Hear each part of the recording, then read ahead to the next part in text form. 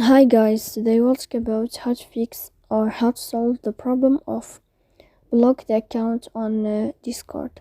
To know how to fix or how to solve blocked account on Discord app, you should just go to settings. Here you can click on apps, default apps, app settings. Then you will enter to Discord and you can click. Let's see, here we go to Discord. Then you can click on first stop and you can click OK. Here we'll enter to storage. Then you can click clear cache. Don't click clear data because that can cause you errors or can delete your account.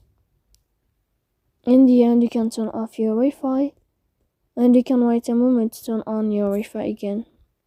So please don't forget to support us by like and subscribe. See you next time in another video.